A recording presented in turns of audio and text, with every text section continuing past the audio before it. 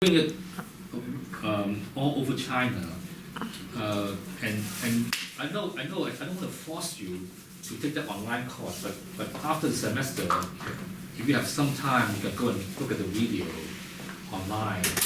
And there are case studies that talk about how people actually apply that idea.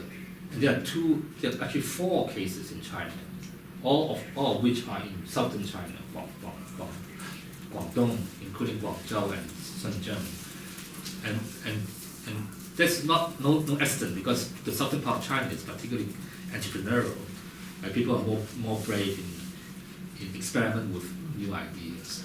So my idea is as follows.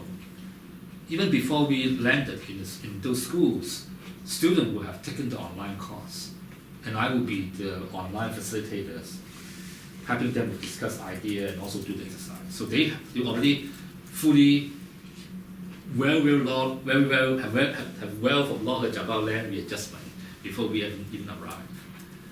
So why should we go there then?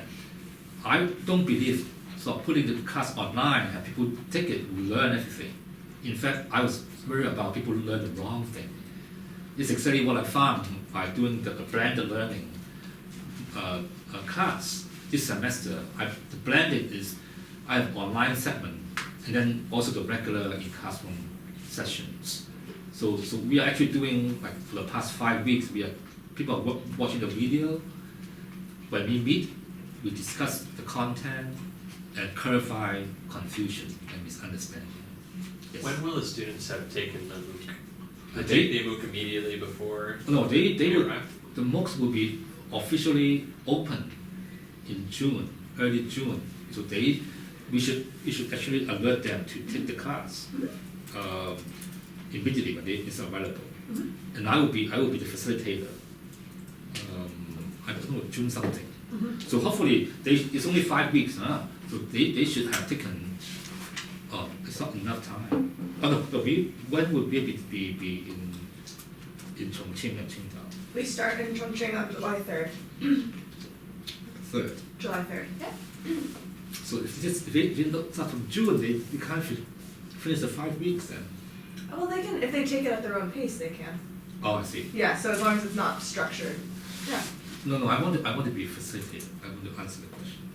So in that case, we're going to have to structure it so that they're taking the class during your week. But this is actually okay, because when for the first week they double deck, they have to learn your stuff and also read some of the video. Someway, right? So we work it out. Mm-hmm. So for the summer camp, so they have seen all the materials, and then when we landed, then the first week will be also doing all the dancing. And the second week, I will do maybe in the morning or the afternoon. There will be some discussion about each modules, about the confusions and questions about the content. And then in the afternoon, we will be doing project. We're going to find a project in each cities, which I believe Hello has already sent you the slide, Qingdao. Mm-hmm. So we're not going to do all the sites. We only pick one. Okay. Presumably, the project will involve some sort of regeneration of an old area. Now Qingdao, I want to influence you, and we should talk about it as a colleagues. Qingdao has an interesting case about old fishing village, trying to be developed. The others is all, I don't know, it's all about culture and tourism and what have you. I'm not too sure we want to do that. Can you say a little bit about what you envision for the project and what the students actually create? Is it a physical plan or is it a business idea? Both. Okay. It's not just a physical plan. It's a plan with physical design as well as business analysis. Right, so it's a combination. It's just like a real project. And then because we have very different scale, I heard. So I will need your help, kind help, to work with different groups, because we have 60 people. Yes. What are the backgrounds of the students? I don't know about get background. So the background is going to be fairly diverse, but because some of them are coming from external schools, so we don't even necessarily know what their department is. So for instance, Qingdao might be the hosting school, but we might have kids from neighboring areas come in. So it's going to be sort of stuff from architecture, environmental studies, development. So it should be in the wheelhouse, but it is going to be very interdisciplinary in terms of the backgrounds, Right. but all hopefully related. Sometimes there's some miscommunications and we get some surprises, but usually it's very much within that wheelhouse that everyone's there. So the general idea is to ask them to think like a developer and create an idea. Social Yeah. with sense of social responsibility. In other words, for example, to be more concrete, if you talk about the fishing village, how will you revitalize or change the land use of the existing economic activities in a way you don't displace everybody? You can retain some, if not all, some of the residents within the neighborhood so that they don't have to really start a whole new life. Not that I'm against this displacement. If indeed we cannot avoid, and give me a reason for that. But if indeed we can find a way to accommodate everybody, then let's do it. So the way I define social responsibility is that when you undertake a redevelopment project, the benefit has to be shared by all parties involved, right? Now, whether it's proportionally or according to the contribution, we don't know. This is a little bit more of a difficult question. But at least if we consider the existence, then we are being socially responsible. Because many projects, not just in China, all over the world, they just displace people and they being removed God knows where, and they lost their jobs and connection and families and communities. This is not something that I don't want to see. Now, romantic, yes, I mean romantic, but let's try to be as romantic as possible, right? With several doses of reality, because this is a way that is our mandate, like it or not, because it's a social responsible real estate lab, right? So we have to do it. So this is my idea. So people learn about a scheme that actually have entrepreneurship, meaning that they have to be very creative to how to assemble the land. The process involves community decision, and that actually have a very strong sentiment about not displacing anybody from an existing neighborhood. So the idea is actually very, very silly, very simple, right? So if you have that's like a fishing village, have very low densities, and things are changing, right? The urban areas encroaching into the fishing village. The way to do it is not to move everybody out. You can use planning mechanisms to increase the density, to accommodate more people, more activities with the same land space, right? So that's involve urban design, architectural design, financing, entrepreneurship, engineering, you name it. Right? So this is a good team because we have all of different ability. Civil engineering, huh? Urban design and real estate, yeah. Oh, real estate. Yeah. So real estate. So we need to mobilize our own talent to have the student come up with a plan as close as possible to reality. And we want to encourage them to do a good job. Thereby, we give them a prize at the end. Whoever group won the best proposal on the criteria that we have to work on. So we may have to put our brain together to list the criteria and the weighting of the criteria. And then whoever won or win the first prize, the travel expenses will be all covered by the bank. To and from the camp. Huh? To and from the camp. training, yeah. Just to be clear. And something about Qingdao, they will come here for a month? Not true, right? Yeah, I don't know what Jen There's said. okay. Yeah, I'm not sure. I'm not. Don't worry. I didn't We'll take care of promise it. that. I think the miscommunication is that they would potentially be able to apply for the STL open competition, Oh, yeah. and then they would potentially be able to come there. Not So for it's a month, direct. the most is 2 weeks. Yeah. So, my responsibility is, before we go, I will work with the student online. When I get there, I will explain more about the content, the materials, discussion, and you please join us.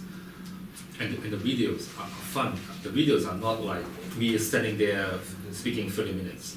No, if you want, I can sign you up as beta tester. You can start seeing right now. And you are you as a beta tester? Can you see the online videos on the video on online course? No, yeah, no. Huh? I registered as a listener in your course. Oh really? Yeah. Oh really? You just as a civil engineer. Yeah. Oh you oh that's right. More yeah you. Yeah. Have you share with the group what do you think about the video? No, I just Oh. checked out one at the very beginning, but I haven't been able to, I haven't kept up with it. I just wanted to routinely make sure I still had access to it. So let us know when I'll look at it. when the semester work slow down and you have a little bit more time, then we can register you all as a beta testers and you can go in even now to read all the read all the video. And then when we arrive, I hope you don't mind. For the second week, you will be working with the group, individual group, on the group project. They will involve some site visit, some going around table to table to tell them your expertise. Maybe you can divide it into team. Maybe you want to talk about entrepreneurship, so you can go one table and another talk about entrepreneurship. You can talk about real estate and urban design and calculate the present value, or IRR, and all this stuff, right? So we need to combine. We need to combine both real estate, entrepreneurship, urban planning, and what else? Social responsibility in one whole package. Don't forget that. So with one whole package to help them come up with the best possible proposal. So the second week is all about hand-on working. Questions so far? And also just to give you guys an idea, this is the fishing village that Hong referenced earlier. This is in Qingdao. And also the Li Wen was actually Li Wen. where the students, sort of did their evaluation projects for last year, which I think they right here. mistaken. They thought that we were looking for a tourist site, which is not. I can. I think we need to get more meat about Okay. the site. Yeah, that's fine. Okay. And we'll talk about that tonight. So since you can't do any more redevelopment in here, it's more like a tourist center. Well, you won't go and demolish these houses and build new ones. You will be totally irresponsible. Well, that was what they did when they sort of looked at this site, was how do you transform this in a socially responsible way that doesn't displace residents? This has a lot of history in here, right? Exactly. It's European style. Is this German? They are Yes. influenced by Germany, right? They're So common. look at this. You have to preserve this, right? Of course, you need to preserve this as a way to do it. Yeah. This is actually neat. So I think we as a group need to somehow, if not this week, next week, to say, okay, this case is the most interesting case for the majority of us. Because you will have to be engaged with the student, come up with a plan. If you don't find it interesting, then it's no fun. Okay? I can work on any cases. But tourism, I'm not so, I mean, if you look at the earlier one, right? Which one? This one? The earth- Oh yeah, there's definitely some what's that? historical mansion. I'm not quite sure why. The sort of the cutting of paper. I mean, that tourist. It's a business incubator. Really? Yeah, that's what it says. Folk artists create business incubators, I believe. But there are too many. I mean, I think I forgot your name. Sorry. Forgot your name. Sai may know because they are there's so much renewable proposal about using old industrial space for art and culture and what have you, just because the central government like that. And so there's an oversupply of idea. Every renewal will be in terms of culture, tourism, and what have you, which I don't think that model can be applied everywhere in China. Right? So we need to come up with some of a creative idea. I'm looking at a site that have dilemmas, meaning that do you have to move people out? If you don't, it would be very costly to do that. How we as a real estate entrepreneur with social responsibility balance this different trade-off. And I think that would be a fun project. Don't find an easy one. If it's a factory, a lot of open space, turn into cultural center, it's no brainer, right? Except you may want to have walls of design and things like that, right? And you have to find a very complex, very dynamic, very conflict-driven type of project to drive them. Oh, God. Really, right? You don't want to go for an easy one. Absolutely, yeah. Huh? If it's not difficult, we don't do it. Where did these ideas come from? So, I forwarded on an email from one of our contacts at Qingdao at the University of Science and Technology there, and it's I can forward it again if that's convenient for folks, but basically it's just a series of suggestions of possible case sites, both to visit and also the potential ideas to sort of redevelop. And then you had a couple ideas also with the beer factory. Qingdao is known for its beer in China. And there was a couple other suggestions you had that were also helpful, which I'm not remembering right now, I apologize. But, Qingdao Beer Factory, Mhm. and I think I just had this one. Just the beer factory? Yeah. Okay. And also, I suggest there might be locations that represents the new and the old, Uh-huh, and how to coordinate. yeah, Yeah. sort of creating some overlap there. Yeah, that's another good idea. But I think the beer factory is a good place to do case study. To do a case study? This Awesome. is right in the center of the city, Mhm. and it's surrounded by a historic neighborhood. Awesome, Yeah, and it's still functional, the Mhm. factory. yeah. Are they still making beer there? Yeah, yeah. Awesome. Cool. And you can take a tour in the factory and you can drink as much beer as you want. Do they have plan to develop the area? Do they have plan to develop the factory? I think, yeah, some, but it's well preserved. I visited several years ago. Because I think to put things in a realistic context, students may be more motivated to work on a project that is being proposed for change by the city. It's even better. So the city say, okay, this is like a fishing village, I think, that they want to upgrade it. So there's already some sort of a discussion. And then that would be, at least for me, I don't know, more motivation that, oh, maybe my idea can be applied to the actual world. And also, for me, most of the time, as a practitioner, if you find a project that people have no motivation to change, then you better not do it. Because it will be a signal that people like it, no matter how ugly looking or inconvenient or not coherent with the urban fabric. If people like it, you don't want to go against this. But particularly talking about their homes, right, their properties.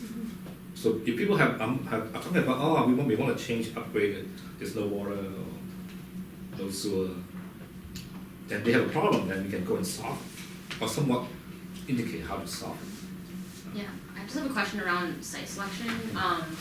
Like to what extent, I think you're just touching on this right now, is if there's some type of like a client, whether that's developers, the government, or even the stakeholders who live there, who become part of an audience, so that I think one way to increase the incentive for students is to know that there's a real world implication.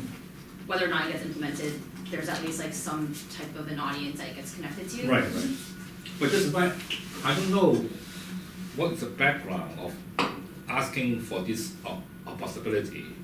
Junjun is, I don't know, for some reason she's very busy. She may just say, sell some sites, and they sell some tourist site. So there has to be some sort of specification. For example, is there it's a plan for change? Are people happy living there? Who are they? And something like that, some background, some parameters for them to search for a site for us. Sounds good. Okay? Yeah, we can, so far, we've just been asking them to brainstorm, but again, when we talk about roles today and about future communication, like sort of timeline, I guess, and how to integrate that, that's gonna be one thing that we address as site specification. Maybe one of you should take on the responsibility to say, this other. Awesome. Sorry, You have to just, teach at 6. it's almost 6, so I don't wanna, okay. I don't wanna keep you longer than you. It's not working out. This is not working out. Okay. We can't do things like this. I don't want to cut these people short. But anyway, think about the site and select one person that we give some sort of criteria for selecting a site that we all feel excited about. Right?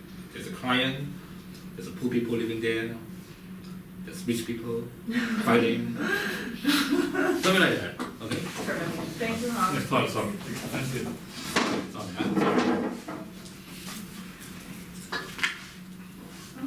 Alright. Have a good class. Okay. Alright. Can I use the door? Yeah, wherever you're comfortable, no worries, anywhere is fine. Yes, no. Does anyone know where Ray is? I just don't- I scoot in here? Yeah. His class till 5:30. It's not till 5:30, right? His class still has three. Oh, there you are, hi! Okay, perfect, so I'm actually gonna shut this door now, go ahead, get situated, take the Hey, door. everybody. No worries.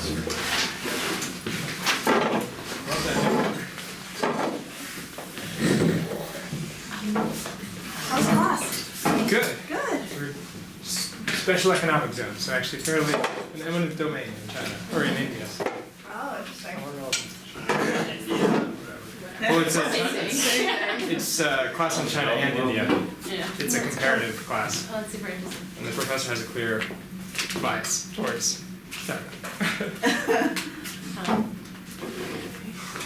Okay, everyone, Just took this opportunity to stand in front. no, please, get more food, there's so much. Yeah. I just want to make Ray feel more comfortable with it. Thank you. Yeah, it's very thoughtful of you.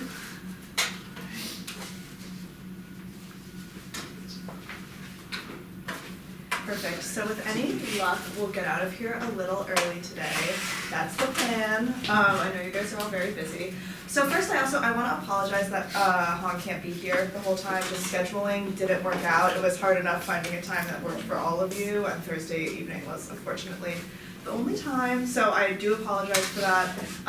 If you have any interest in scheduling an appointment with him about this, either as a group or as an individual, I'm happy to help you with that, or if you email him directly, I know he'd love to chat with you guys. So, that's that. So I have a few things to go over today. So he talked a lot today about sort of the big ideas of this program and what we're going for. I'm gonna talk a little bit more about the mechanics and how to make that work. And the reason why we're doing this, as I sort of detailed in the first session, is that last year was great.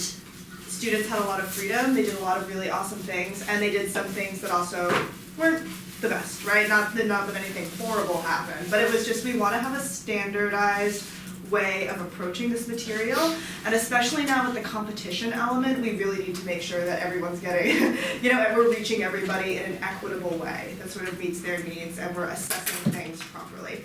So I also just wanna remind you guys, no session next week. Yep. Okay, no session next week, so we're skipping a week. The week afterwards, we're going to be hearing from Team 2, so we're gonna have a little Q&A time with them, and you guys will also learn the game. And I'm also gonna start these video recordings. I know they're not the best, but I'm gonna slap them online and send them to you guys. So if for any reason you need to miss something, I know that you guys, again, are super busy, just let me know, we'll do our best to, you can watch the video, I'm happy to catch you up when we're here, and so on. So I'm trained and have mostly taught in high schools, which is very different than teaching in colleges. So what the techniques I'm gonna sort of go over with you guys today are useful for any kind of lesson planning, especially with high school students, just because of their cognitive, sort of what they're doing. But I also know that you guys have taught. So I welcome any suggestions, any feedback. If you're like, this is BS, I don't wanna talk about this anymore, that's fine. If you guys wanna sort of use this more as a workshop time after I go through these things, that's fine as well. But feel free to jump in at any point. And if I'm talking too fast, please tell me to slow down, because I'm a jabbery person. All right, cool. Any questions before we get started? All right, perfect. So the first thing I want to talk about today is deciding roles. So, okay, your name's not Will. Scott. It's Scott. All right, doing really well. All right, I've just been calling you Will for a while. You're wrong though, it's not Will. Okay. All right, that's true. All right, so thank you, Scott, for your email with questions about roles. So the first role that we really do need to think about is a communications person who's going to talk to the schools that we have. If you're happy to take that role, that's fine, but I wanted to sort of bring it up to the group and see what people wanted to do before moving forward with that. Yeah, I mean, I definitely don't want to step on anyone's toes if anyone wants to take care of it. It's completely fine. No, somebody Sounds good. All right, perfect.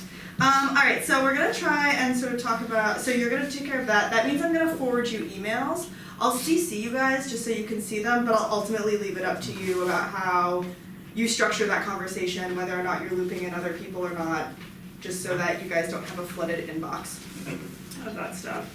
I also want to talk about roles. Was that a question, or you just? Or maybe it's, go ahead, maybe you're already says. I was just curious Probably not. if there are other specific roles that you already have in mind that we should think about. There filling are, in and the they're arena. going to be harder than the one I just found. You already God got it.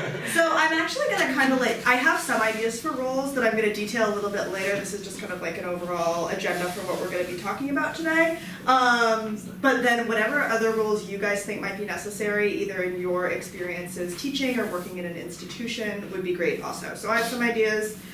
It's kind of like what other people adopted in the past, but you guys are super flexible. The one person we need is a communications person. So that's a pretty big one. We're also going to talk about rubrics and evaluations. Also, FYI, LP stands for lesson plan. I'll be dropping that one a lot. ELL stands for English language learner. So that's another one that I'll be saying. All right, cool. And MOOCs, I'm going to talk about a little bit, but not too much. Who's taking Larry's class? It's already over. Already done. Dang, that was fast. How was it? It was good. It was good? Alright, cool. And are you guys thinking about taking a MOOC at some point before, either Larry's or Hong? I was enrolled in the land appropriation, but I only get to one of the, which I think is Hong's actually. Yeah.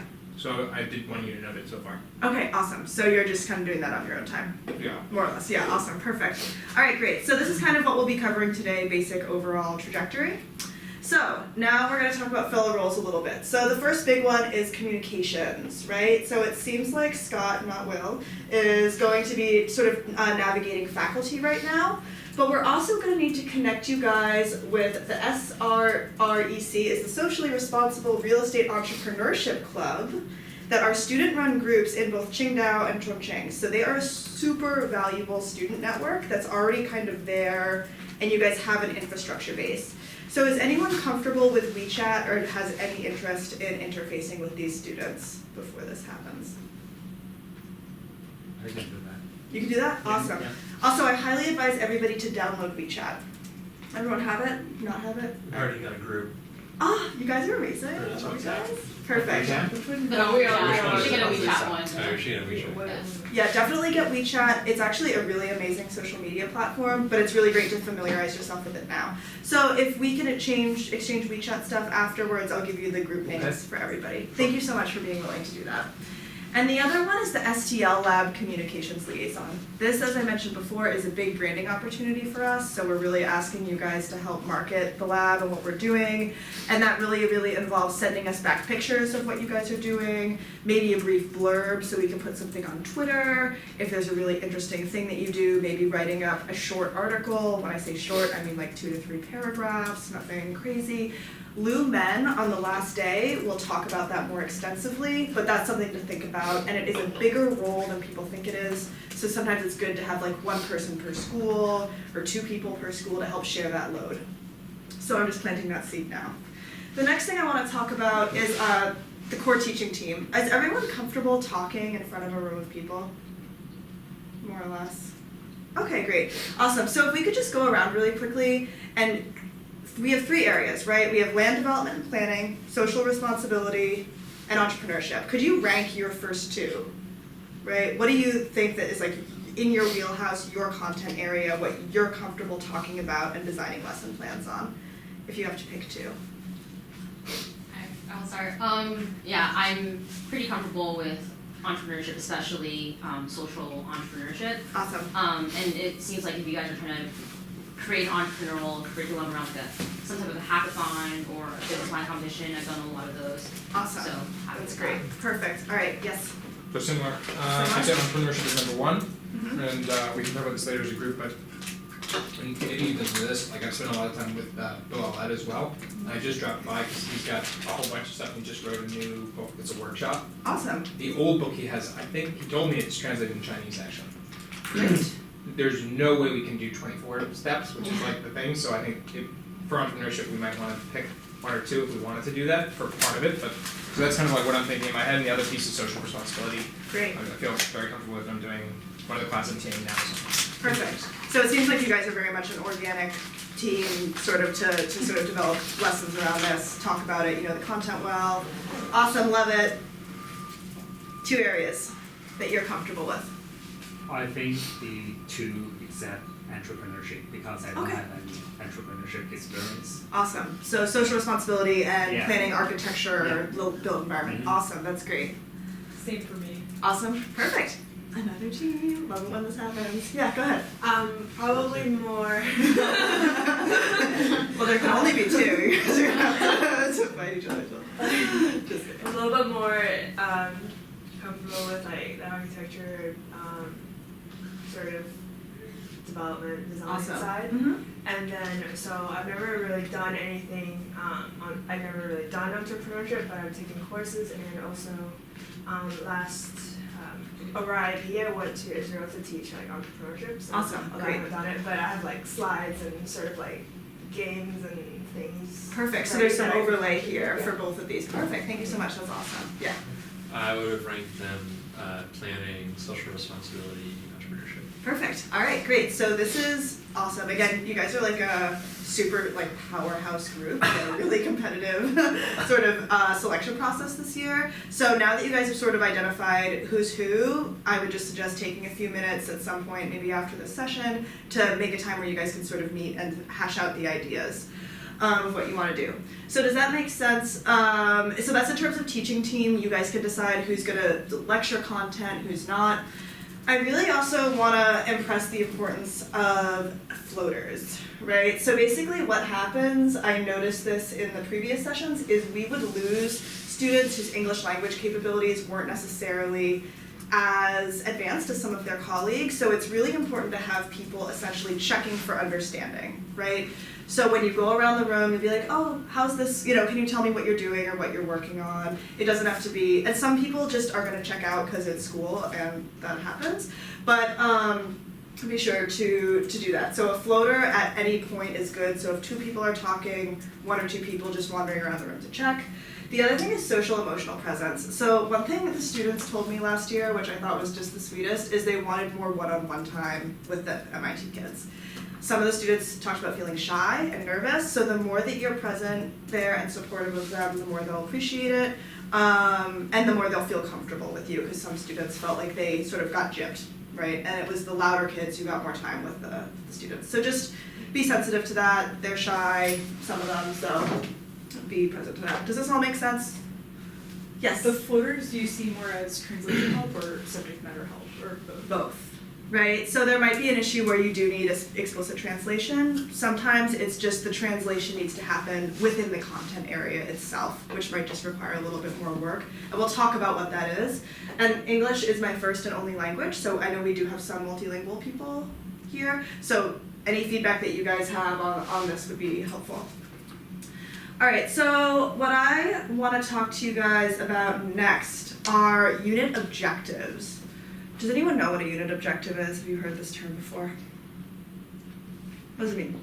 Well, as I understand it, it's one of the things that's usually included when we build out the classes in the MOOC, and it's saying like, if this is a self-contained piece of, a module of learning a lesson, Mm-hmm. what is the purpose of that lesson? What are the goals for the learners? And like, what does it, Yeah, what are we doing, right? Objectives are helpful, they seem really obvious, and if you've ever taught before, you kind of do it automatically. But again, we're just trying to break this down into manageable bites, right? So yeah, you want to decide on objectives of this unit, right? And you guys really only have a week. That's not a lot of time, right? So you guys want to think about this sort of realistically as well. So again, what are you teaching? What are the goals that you want to reach? How will you teach the content? What is the form that your teaching will take? I'm a big fan of multimodal learning, which means that it's not just lecture, right? We want to do things, and especially with English language learners, we want to do things that involve more group discussion, small group discussion, videos, images, and I'll talk more about that later. What do I mean by identifying, applying, and extending prior knowledge? Figure out how much people know and try to find opportunities to connect the content you're presenting to what is already familiar. Perfect, right? And then getting them to apply it in more context and extend it further. So what are some ways that you guys aren't going to be with these kids very long, how can you identify some of their prior knowledge base in this area? What might you suggest? Pretest, that's definitely one way that you could do it, right? So a really simple thing about how much do you know about built environment, right? Is there another way? I think even having like a kind of quick type of icebreaker collaborative project, just to see like who asserts themselves in what roles, and what are kind of the organic ideas that come out. Yes, I think that's actually an excellent way to go about it as well, right? And you guys could try different things at different schools, see what makes you feel more comfortable, but both of those are tried and true ways of getting the information you need. The one advantage to a pretest is you get writing ability, which again, when you're working with English language learners, it's helpful to know where their writing's at, as well as where their speaking's at and their listening is at, right? So that's one thing that both of those things can help you assess a little bit. Are the students getting credit for this? Do you know? No, I don't think so. Unless they've worked it out with their individual institution. Basically the reward that we gave them last year was a certificate, sort of like a nice like MIT printed certificate, which is a nice gesture. Unfortunately, it doesn't mean much because MIT is so picky about how credits work. Yeah. But if you guys have other ideas about how to do that, but most of them do it just because they're excited. And does it cost anything? Just out of curiosity, like just so we understand what they're doing it with. No, that's a great question. So for some of the schools, so first at Qingdao, about 30 students are going to be from the university. They get to go for free in that they don't have to pay for transportation or housing in the dorm. The other 30 students will have to pay for transportation and likely housing. So that would be the cost that they're incurring, as well as, of course, food. And, you had your But question? no Yeah, one's paying it's- any tuition though. No, no tuition. Yeah, sorry if I missed this and it was presented No, last no, week. you're fine. Yeah, I think it would help to kind of understand where these students are coming from in terms of like is this part of their summer and they're coming to an additional program? Mm-hmm. What year are they in their school as Mhm. well? And right, like I'm trying to understand like how to incentivize them and Absolutely. like where are they coming from? So last year we didn't get that information until we were in. The school didn't really provide it. So our students for the high school, this is our first time doing it, so really can't say much about it. But in communication with faculty, that information will be important to gather as we figure out again what the incentive structures are, where people are coming from. In my experience last year, all the students from Qingdao and Chongqing, this was just part of their summer. In Hong Kong, it was different because most of them worked. So it was a lot harder. We had a lot more sort of attrition, sort of halfway through because everyone was exhausted. But that was not the case at Qingdao or Chongqing. Did that help a little bit? Yeah. I know it doesn't answer your question, but we will get the answer to. Right, because I'm thinking through even like if this is like a business plan competition of sorts, and you're trying to incentivize them, like, and it is like the goal to turn these into actual viable projects they can implement and can get excited about. If so, like, it also matters like where are they in their school, like how mature of an understanding do they have about the content, how passionate they are about it. So I think like understanding all these could also frame like what should the prizes be and Absolutely. how to structure all those things. So in order to ask questions from faculty, what do you want to know? Do you want to know age, We get Age? resumes would be awesome. resumes? Yeah, if they have resumes. I mean, these are professional people. Okay, great. 60 resumes is that needs to believe it. All right. I mean, I think that'd be awesome for identifying prior knowledge too. Yeah, absolutely. And yeah, absolutely. So we want to do resumes. We want to do number of students, year in school, and probably intended area of study, major, whatever. Yeah. And I think for And architecture, also- urban planning students, that they have portfolios already Oh, prepared. okay, That'd be awesome. helpful, because I think it'd be helpful to gauge just the starting point of design principles. Are they kids who are excited about mega projects, or are they more excited about smaller scale work? Awesome. Yeah. That's great. All right, perfect. So when I reach back out to the schools and CC you on it, I will be sure to ask that as well. Don't know if we'll get it. Sometimes communication, like these people are so busy, they're, professors at all these institutions and stuff, it can be hard. It might be something that you want to recruit from students the day of. And also another issue that we have had in the past is downloading. So with bigger files like portfolios or resumes, it might be harder. So just some expectations management. We're gonna try to get it, and we'll do our best. And we'll at the very least get this basic information about age, year, major. And maybe you could ask them like, for the icebreaker, like, why are you taking this program? Like, what do you wanna get out of this? As like another way of doing that. Just on any information we ask, I think this is probably obvious, but No, even no. if it's only a couple, that's still probably helpful. Like, obviously we can rush to conclusions, but it'd be helpful to understand like, oh yeah, people actually tend to work in between their sophomore and senior year, so we're dealing with, like, if we see just a couple even, I think that'd be very helpful. Awesome. That's a great idea. Really awesome. Thank you guys. This is so perfect. All right, so another sort of like basic teaching term that I like to talk about really quickly is this idea of overarching questions or topical questions. Any idea what these terms mean? It's kind of self-explanatory, but I didn't get it when I first read it, so. All right, so basically an overarching question is like a big theme question. So an overarching question that we want to get to in this unit. So basically these questions structure the unit is why they're here. So overarching questions are like, what is social responsibility? It's a big question that doesn't have an exact answer, right? We can build tools to try and understand these concepts. We don't know exactly what it is. A topical question would be like, what are 3 tools that social responsibility or socially responsible development can use in an unequal society or a stratified society, right? What are 3 questions that someone could ask about social responsibility? So one is more specific and concrete, the other one is much more bigger, thematic, broad-reaching. Any questions on these? I can also send you guys these slides if you want them.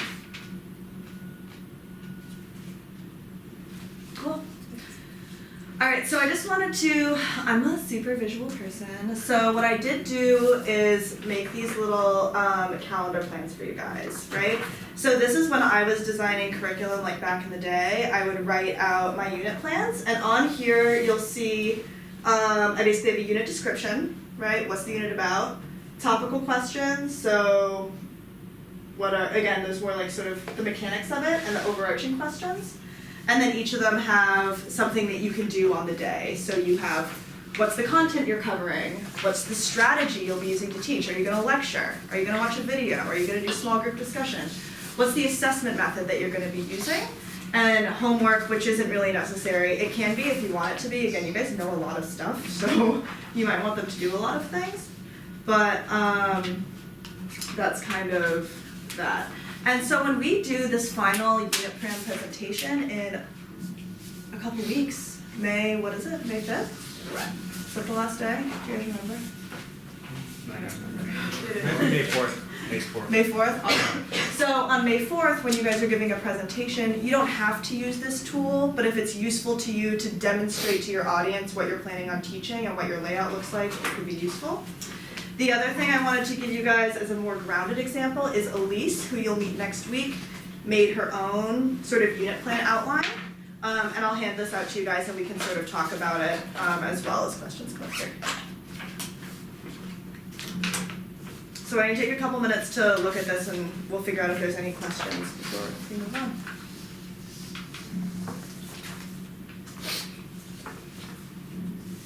Can I ask what, you alluded to something that didn't go well last year, relating to Gossip Baby? Oh, yes. So it's not that nothing went poorly. It was that,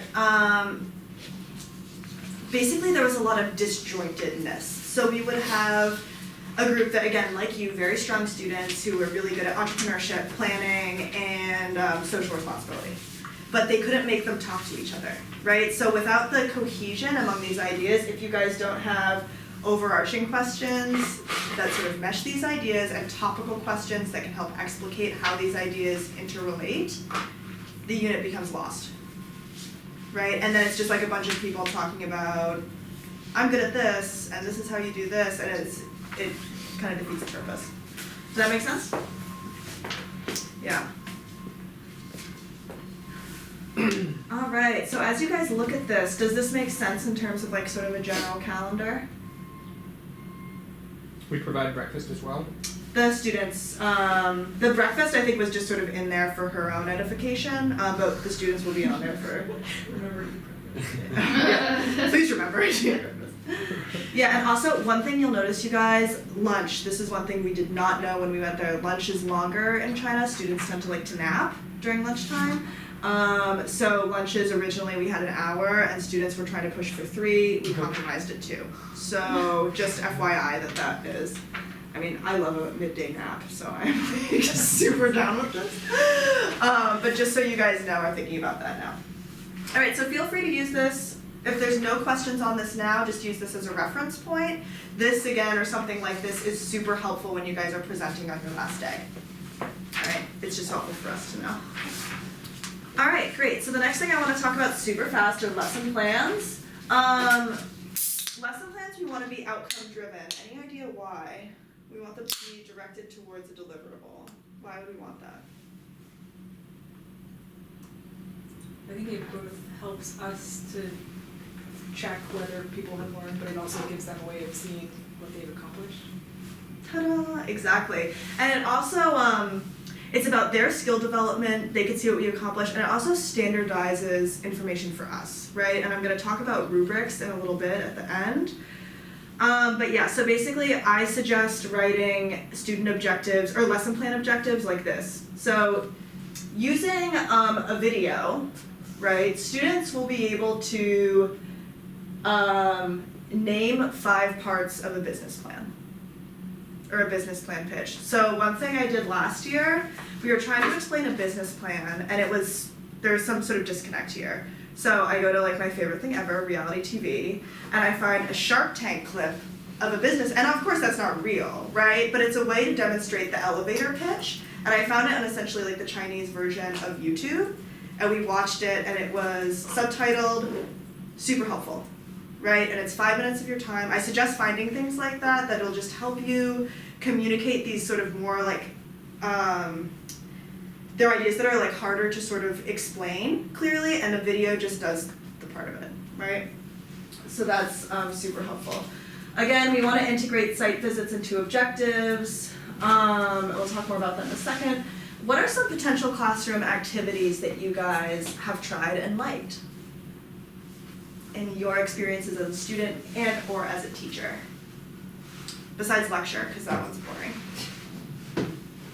Just like that are relevant to this or general? General, tell us now. There's an awesome simulation that the Sustainability Lab did around fisheries. Oh, cool. And you like try to keep the fish supply from going away while you like each have a boat or each have a fleet, and like we always overfish.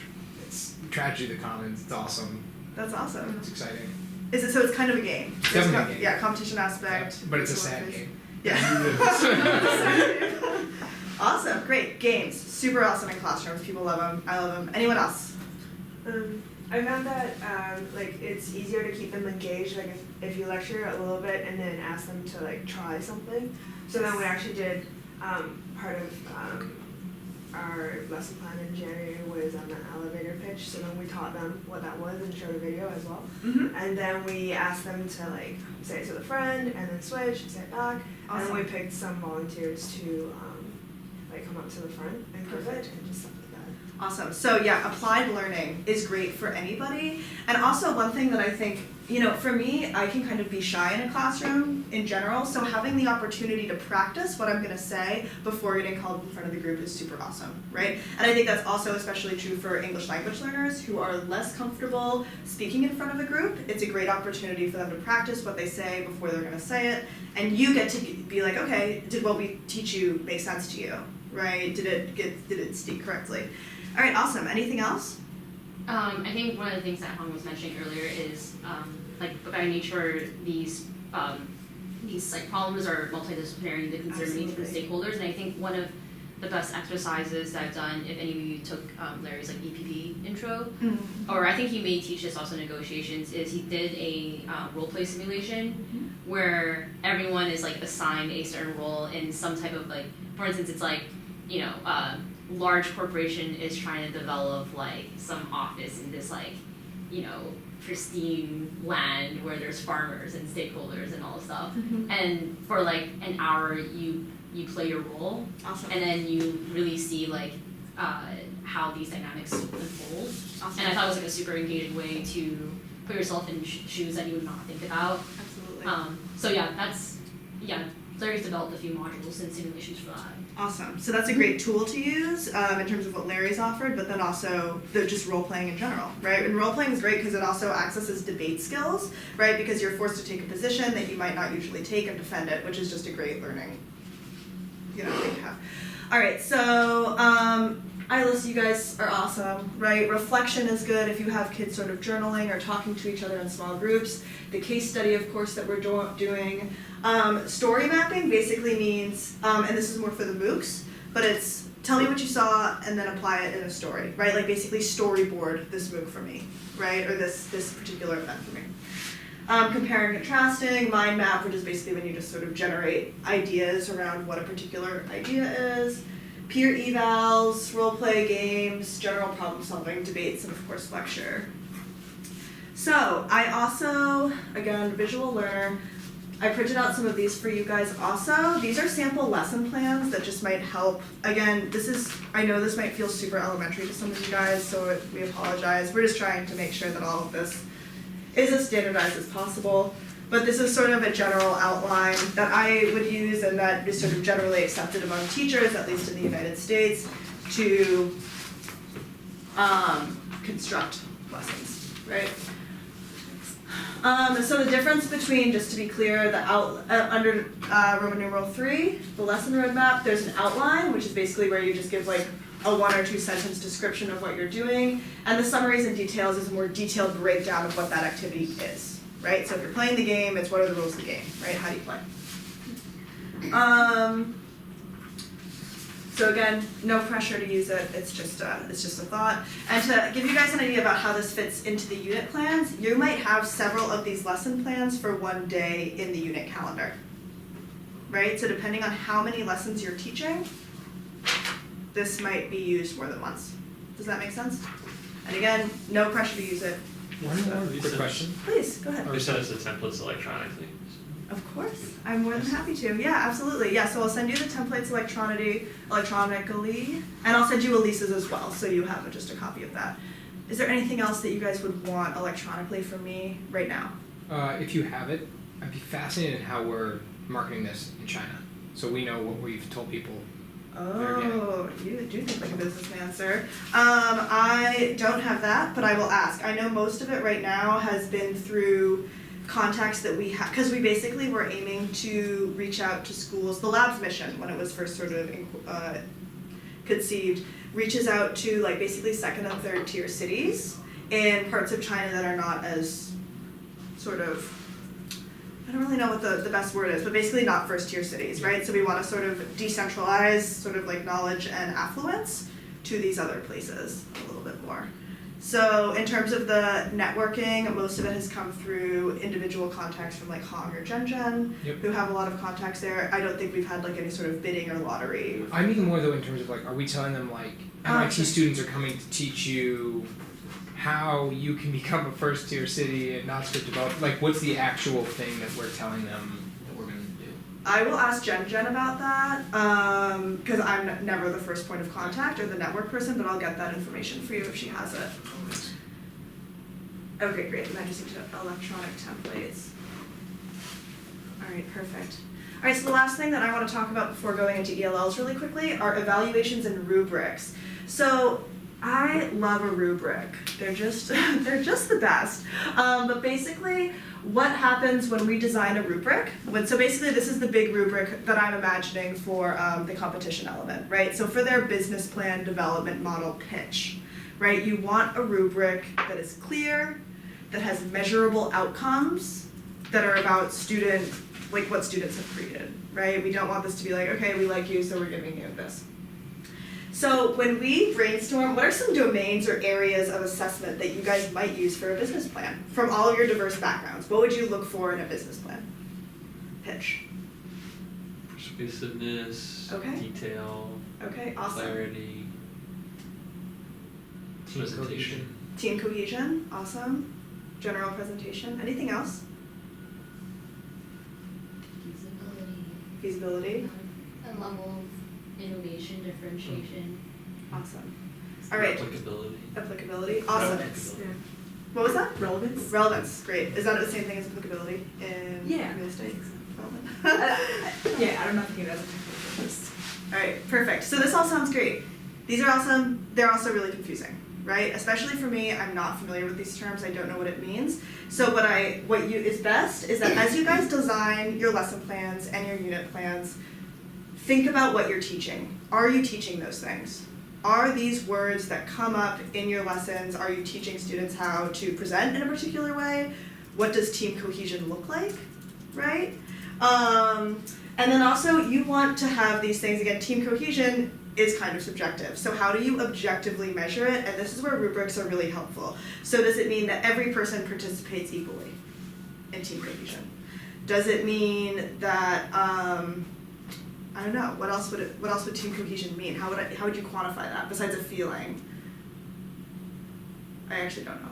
In terms of, or like, we don't talk about it in terms of graphics, if you're mashing slides together. Okay. Like they were created by one team or by 5 different people. But just like randos throwing stuff together. Okay, perfect, right? So that's measurable, right? And also during the presentation, I feel like sometimes if you know that they've never practiced together, like someone will stop talking and kind of all look at each other and like nobody knows who is supposed to go next kind of thing. Yeah, super confusing, right? So when I say we want these things to be measurable, right? First you want to identify the things that you want from them, team cohesion, and then how do they demonstrate team cohesion?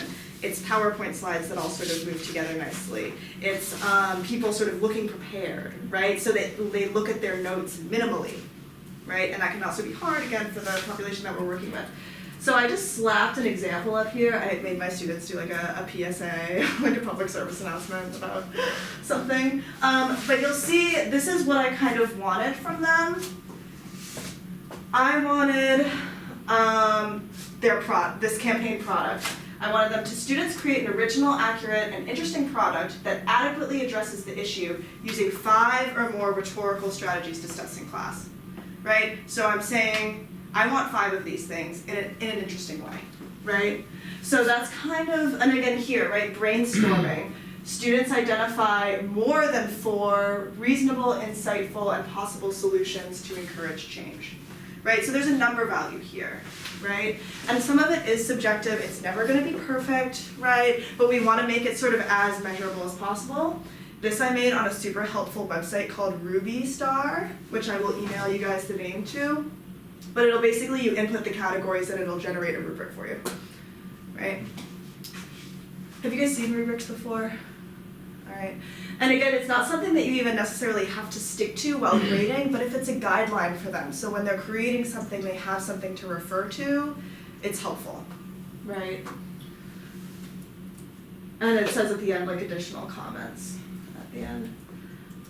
Alright, great. Any other questions on this? Again, super straightforward, perfect. Okay, so now I just wanna move into the next part. Sweet, I'm making awesome time, you guys. English language learners, what are some of the strengths and challenges of learning English and speaking English as a second language?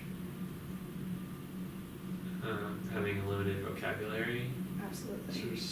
thinking in your native language, and then trying to translate directly into another language is slower than being able to think in the language that you're learning. Absolutely, right? And so you're translating all the time, and you're translating not just regular conversation, hey, how's it going, but you're translating meanings, right, which are culturally specific. In academic language, you're translating really crazy, you know what I mean, like big ideas that don't necessarily have the same sort of resonance. So it's multiple layers of translation. Difficulty, it's definitely hard. It's also a strength, right? It's definitely, there's so much knowledge that ELL learners have, just in terms of, because it's straddling these two language cultures, right? What are some other strengths and challenges? Also, fear is another big challenge. Oh yeah, Just like fear of looking stupid because absolutely. you're not able to speak with the same fluidity and vocabulary that you normally do. Absolutely. Yeah. No, it's hard enough, I think, for students to speak in general in class, right? But then adding that extra layer is hard. And not only that, but getting stuck, right? So if there's something that you heard, you didn't quite understand it, you might get stuck on that idea. By the time you're checking back in, it's gone. You know, the subject is completely changed. So that's another thing that's difficult. Anything else? I think we're dealing with subjects that I would have a hard time explaining in English sometimes. So finding that balance of like detail but also clarity and being concise and using sentence structures that make it easier to follow is Absolutely. a challenge for us as instructors. Absolutely. Yes, definitely. Anything else? In terms of the challenges particularly? Or in terms of experiences that you want to share or strategies that you found helpful? Anything that's up there. So one thing is, I noticed a lot working overseas, you have to use an international English that might not be your default when you speak, because people, back to, I guess, vocabulary point, like if you use idiomatic terms or, you know, hey, you're in the right ballpark, someone might be like, I have no idea what that means. Yeah, absolutely. So like references become tricky. Yeah, absolutely. Like I've said the word wheelhouse about 10 times tonight. That didn't, you know what I mean? Like what does that mean? It means in my area of reference, right? But again, it's in the ballpark. Or wicked is another one, or words, you know, wicked means in Boston, you know what I mean? Like, you know, wicked, we say wicked and to say very, but it also means obviously bad or evil, right? So just being very attentive to those things, because that could be super confusing, right? So yeah, being careful of idioms. Anything else? Strategies or thoughts? Could be a lot of images, I think. Absolutely. Yeah. So if they don't understand, at least they know sort of what topic you're on.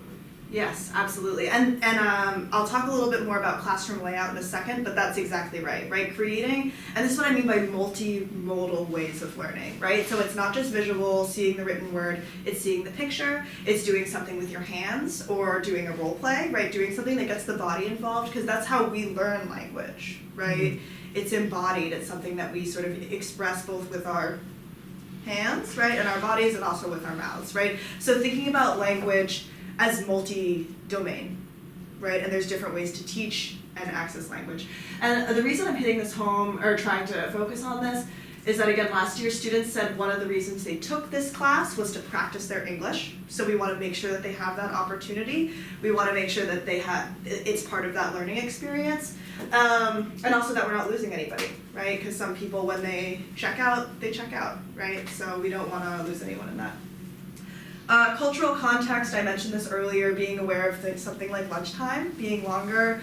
Also body movements. I'm someone who does like a lot of direct eye contact. That's not always comfortable for people, right? So just sort of being aware of that, all that sort of like a cultural competency stuff. Any questions on this? Cool. All right, so we talked about this a little bit at already, so I'm just gonna run through this slide super fast. So domain-specific language is something like team cohesion or entrepreneurship, or I don't know, I'm reading a lot of like Marx right now because sociology, so like bourgeoisie, right? Proletariat, all that stuff. And then also conversational language, right? So these are two things that I want you guys to think about and integrate. Engaging all domains of language, as I said before, it's a lot of different stuff. So it's speaking, writing, listening, and reading. Students actually learn a lot from reading, so if there's any short readings that you guys have that might be useful, again, I'm not like a huge homework fan because it feels like it's summer, I don't want to do anything.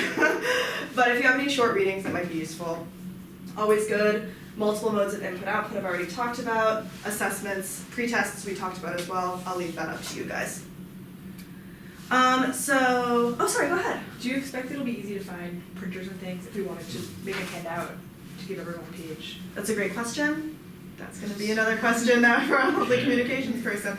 Yeah, so for instance, last year in Qingdao, our faculty there, you guys, amazing, right? They were so nice. Anything that we had wanted to do, printing, whatever, what have you, they took care of it right away. Sorry, I just want to turn off this thing. They took care of it right away. When I was in Xiamen, I literally had to go to the printing place by myself and try and use my phone dictionary to be like, print copies for me. So yeah, so that's another good thing to start communicating about right now. But usually people are super accommodating. All right, any other questions on that? Okay, perfect. So again, for ELL learners, you want to do pre-planning. So as you guys go through your lesson plans, think about what words are going to be hard and what words you're going to need to define, right? So a word like business, you might not need to define. A word like entrepreneurship, you might need to define, right? So when I say tiered words, when we talk about teaching ELL students, 1 is super easy, right? 2 is a little bit harder, a little bit more content specific, and 3 is we barely use it in English, right? And it needs to be defined. You also want to make sure we do handouts, what Rachel was talking about, textbook style, right? So important words follow like you would in a textbook, right? Bold, italicize, underline it, right? Useful definitions that you're going to be coming back to consistently, put them on the board, right? Leave them there so that when you are lecturing and you come back to that word, they just have to look at the board to remember what that means. I also encourage using students themselves as experts. So last year, one thing I noticed is that students, when kids would start talking and they were confused, would whip out their phone and use translation apps. I suggest aggregating those so that they all have a good list at like maybe the first day. Be like, oh, does anyone have any good translation applications on their phone that would be useful in this instance? Does that make sense? What was your experience last summer with technology and distraction? Or like, what is that like in China? You know, culturally I accepted or not? didn't really see too much distraction. Like there's definitely people like, you know, buying stuff online or whatever on their laptops, but a lot of the rooms did not have reliable Wi-Fi. So it's a little hard to be distracted when there's no internet. Just because I remember at DUSP, I don't think this was my experience. At Sloan, we don't allow laptops or phones in the classroom actually for students. That's great. Yeah, like it's a whole bunch of obnoxious business students, and we say it's okay. So I think it's like it actually does work. I'm not opposed to proposing that. To taking It's out. just awkward, I guess, if their students are planning to rely on their phones as translators. Yeah, I would, you know, it might be a good question to ask at the beginning, right? Be like, how many of you guys are planning on using, or, you know, don't set them up to say yes, right? Think about a better way to phrase that question. Be like, how do you guys translate these words? And if it turns out it's phones, awesome, but again, it's really important to keep an eye on it. Read an interesting study the other day about secondhand laptop use. Have you guys heard about this? It's basically like they put a bunch of people in a room and then had them do a quiz. And there was one room where no one had any laptops. There was one room where some people had laptops, some people had laptops and other people didn't, and they found that the people who had no laptops in the room performed the best on the quiz after. The people in the room with both, the people with the computers performed the second highest, and the people sitting next to the people with the computers did the lowest because they were distracted by that screen. So, fun facts and just things to think about in general. But yeah, so again, just thinking about translation services, and again, slapping definitions up on the board that you guys will refer to will help that. Oh yeah, and images and videos. The more that you guys can find, the better. Just because they're fun. So I'm not really going to go over these too much, but basically a sentence frame. Do you guys remember that? I didn't give you one. It was like using blank, students will be able to, it's the objective. If there's something that you find that you're saying a lot or a good way to start a presentation, a sentence frame that basically has some of the core words taken out will help prompt memory. So it could be a useful tool. Graphic organizers are just visual organizing of ideas, providing summaries, group and pair work I'm a huge advocate for. So one thing Elise did last year that I thought was really successful is at the beginning of class she put people into groups, right? There were small groups of 4. So there was group A, group B, group C, and group D. Every day when she would talk to that group, she would basically call on a group and it was one person's responsibility within that group to answer the question. That does not put the onus on one person. They can confer with each other before answering a question, so that takes away some of the fear, right? And that also means that even though one person might speak up more, that's okay, right? Because it's still the smaller group dynamic, everyone's talking and stuff. Be explicit about your feedback. Writing and editing their business plan, I suggest, if possible, to do some workshop time with them to help them edit their business plan. It's only fair. Especially if they're supposed to pitch in English. And if they also want to know the rubric. Just a quick question on that. Yeah, please. And I don't know what your initial reaction is, but a business plan in a week or two, if they don't come up with an idea, is like super ambitious. Mm-hmm. So like learning skills about business, like learning one part of that seems more doable. I know we've got this competition in mind, but like, can you give us a sense more for the vision of like, I mean, are students really going to come in with like no idea about like what they would want to do, and then we're hoping to like get them the idea, figure out how to like, how far along that business plan? That's a great question. Thank you for clarifying. Did you have something to add? That's actually what was on my mind as well. Okay, great. So I thought it was actually 2 weeks, but it's 1 week. You guys have 1 week. Hong has week number 2. They'll present after week number 2. Okay, I see. So when Hong is presenting, they could actually be working on their ideas. Yes. Okay, I see. Yeah, I mean, I think that's one of the things I was thinking about, which is like the rabbit hole for how a business plan can be written can go quite deep. For sure. And if they only have that much time, like even finding or coming up with an idea with the constraints and also including lesson plans might be, there could be a lot. So I think even like if it's like a deck that they get to present with and practice their speaking skills, and then they hit like the tick marks for what a business plan looks like in deck. Yep. I think, and because they can include like visual things in that too, and plans and different things, might be easier than like a full 5 to 10 page business plan. This is so great that you guys are asking me this, and I'm sorry for being sloppy with my language because I don't know what a business plan is. So basically, when I'm using this term, I'm using this term knowingly problematically, right? Because Zhenzhen and Hong are kind of coming at this from different angles. Zhenzhen's very entrepreneurship oriented, Hong is very sort of land oriented. So, in terms of what they're supposed to produce, they're supposed to go to, they have 1 week with you guys, right? So they're gonna have a first week with you guys, they're gonna have 1 week with Hong. In that second week with Hong, they're gonna be going over his work in that MOOC, and they're also going to be doing site visits to a predetermined site locally. That local site will be the space that they sort of pitch an idea for redevelopment, or socially responsible entrepreneurship and development. In my ideal world, they could do a little bit more of what they wanted to do with the site, right? But I think Hong is geared to having it a little bit more land specific. So what I'm going to do is I'm going to show you some examples of what last year pulled together. And again, last year it wasn't super strict or anything like that, but they did pull together some really cool stuff. So let me just get to that really quickly. So last year they did had sort of the same amount of time, a 2-week workshop, but minus all the MOOC content. Correct. So it's Exactly right.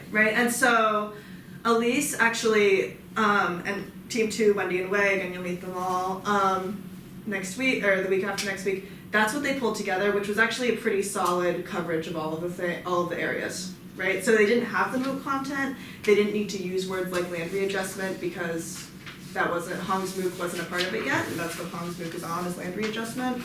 But how you wanna incorporate the MOOC language of land readjustment techniques into the evaluation, that's something that we're gonna need to talk about a little bit more. So, okay, so last year in Qingdao, they looked at the Liwen. So what this is a cultural heritage site that's really kind of fallen into disrepair. So Qingdao was actually under German colonial rule for a few years, not a super, super long time, but that's where you get all those houses that look like they're in Pinocchio, right? Super, it looks like that. And a lot of them, they're beautiful houses, but the people who live there are not in the best conditions, right? There's not necessarily running water. They are sometimes referred to colloquially there as slums. So what they did is they pitched basically redevelopment ideas for this site, and we wanted it to be a socially responsible approach to this site, right? Which meant, do you not displace people? What are the sort of conditions that you put in for water, right? Or energy? Are you using solar panels or other sort of environmentally sustainable approaches? So here's one, Team E. I'm sorry that it's a little bit funky from the PDF transfer. But they basically picked a site and they gave sort of an overview of the site and what it is. And then they talked about and what they saw as useful in the area. Like how can we maximize this site and sort of make it really work and thrive as a business and cultural location. And also some of the struggles, right, with the area as well. And then in part 3, they did a situation analysis. This team was really thorough. Not all teams were this thorough. And then they basically pitched their business plan here.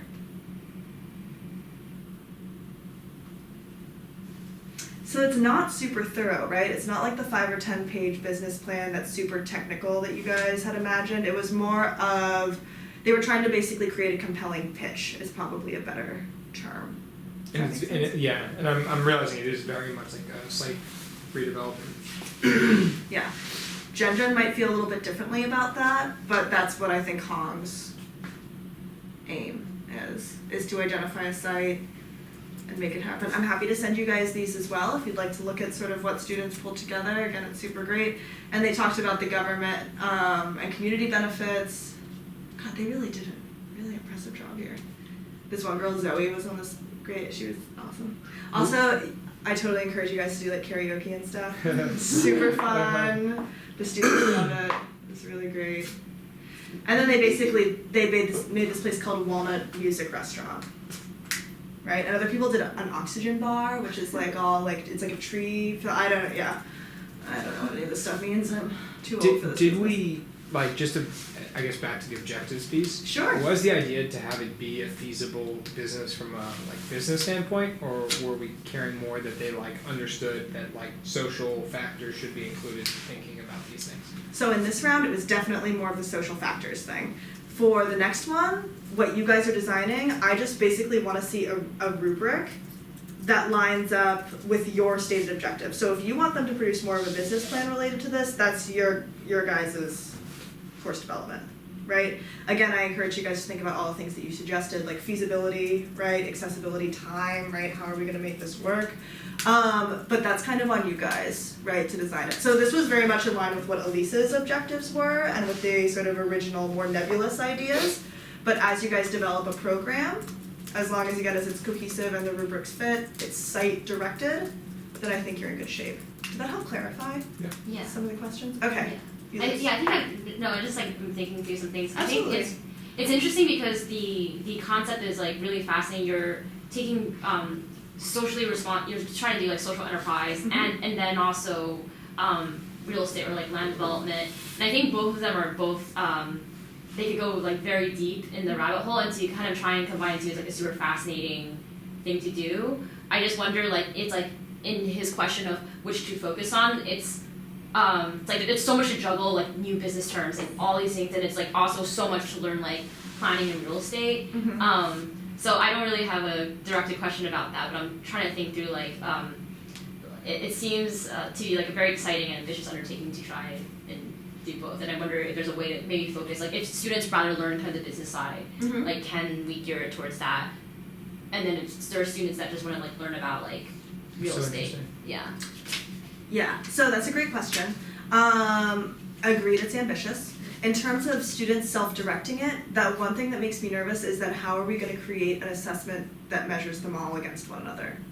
Do you know what I mean, right? So that's my one concern, and because there's a competition on the line, right, and there's like money, that's the one thing that makes me a little bit nervous. Otherwise, that's what I would love to do, right? You know, Right. because then you have these different subject areas that people are interested in, you come together for bigger discussions, but you get the in-depth content knowledge. Right. But as of right now, think about it more as like a very brief truncated survey course that tries to basically braid these three concepts together, right, into one coherent thing. But it's a tall order, right? And this is why we want to give you guys flexibility to sort of do what you guys think is manageable, but also with like the full understanding, you know, we're here to support you guys and give you guys feedback. We know it's a lot, and especially because you guys are also advanced in your fields already, it can be even harder to try and distill relevant information. So It Can will you be- say a little more about the competition? I just, like I've read the brief description online, but just. multiple competitions. Okay. Also, so basically there's the competition that I'm referring to in this instance is the one that they are basically on the last day when they give their pitch, their plan, whatever you guys decide their ultimate piece will be. Will cover that competition, will cover their expenses to traveling to and from the camp. This is a very recent decision that Hong and Zhenjun made. I'm not exactly sure of the logic behind it, but that was what they decided to do to help incentivize. Camp that they're already at? Yes, Oh, okay. Oh, Yes. so So it it'd would be be like reimbursed. it's for it. essentially a reimbursement. Yeah, exactly right. Okay. So that's one competition that I'm referring to now. The second competition, which you guys will hear about online, and probably Zhenjun and Hong will talk about it more as well, is called the STL Open competition. What that means is in early fall, what we do is we basically send a call out to universities in China and we say, hey, have your students pitch a plan, right? Have them pitch a plan that basically incorporates built environment, entrepreneurship, social responsibility. And then they pitch this plan. The winners are selected and brought to Tsinghua University in China, which is like it's a great school there. And then while they're there, they pitch their plans again. And the winning team, after like a panel of judges from both MIT and Tsinghua University, they judge, and then that winning team is brought to MIT for IAP. Does this make sense? Yeah, so it's like a funneling of programs. So the competition, I hope that you guys are able to promote the STL Open competition at the camp and be like, this is a great opportunity for you guys. You can work on developing a program here if you want to get feedback. It does not guarantee they'll win the STL Open, right? But trying to link those programs is good, but those two competitions, Open and the reimbursement one essentially, are separate. Okay. Does this make sense? Question for Of the course. reimbursement one. Yes. So, aren't half of them not paying for travel already? Yeah. Okay. I don't quite understand like why it was selected, but I wonder if I don't really know, because that was my question too, but I'm not entirely sure. I think anyone can apply to the competition in the fall. The STL Right, Open? so- yeah. Yes, correct. Just thinking out loud for a second, it's Please. just what stands out to me as an initial thought is like I would think if you're trying to do business, like for the Open STL one, you'd want in some ways a model that's reproducible. So you'd want to like develop an approach to like doing these. Whereas like a site development, unless it's really like big scale, like is like a development project, but it's like a product, not really a business or business model necessarily. So you could have a business on top of that business. That's why I'm trying to think through like, are we trying to train people how to like build a site or develop a site, or how to think about like, hey, this is ways you could do a WeWork, and like you could be having a whole network of co-working spaces. Like that's a good use of shared space. You know, things like that. That's like a reproducible model versus like model. a Okay, yep. flash in the pan of. I think that's why I was also getting confused Sure. by the use of the term business plan, because what Hong said, I understood as like physical plan with financial feasibility, some kind of financial analysis, work and understanding. And I wouldn't use business plan in that context. Like it's a development proposal that you're proving or projecting as profitable to me is different than a business plan. Right. Yeah, I think I'm having. If we a do similar both, maybe confusion, we yeah. just need to kind of present these as two Mhm. different like realms of entrepreneurship and development. I am inclined to agree with you. Again, I don't know a lot about it. The reason why I'm using the language of business plan is because that's what Hung and Jen tend to use. Okay. So, and I also don't really know enough about it to say like that's not what that is, right? But I think if the idea of pitch is more comfortable or development model, right? And so this is the other thing because I hear when Hung was discussing it earlier, I remember him saying that, and that to me sounds different than what Jen and was telling me like last week. So what I can do is I'll email both of them and get like a definition of what they want, just so that we're all clear on terms. I still imagine it looking more like this, right? This makes sort of the most organic sense to me given the scope of time and the content that you guys are expected to cover, right? It's really hard to gauge business-specific language as it's implemented with or like entrepreneurship specific language as integrated with development language and a feasibility. You know what I mean? It just seems like disparate. Right. Yeah, I think maybe the kind of underlying question is, you can do like a site development, and there's obviously a lot of business aspects to it. Like you have to create a proposal and be like, how is this implemented? Like, you know.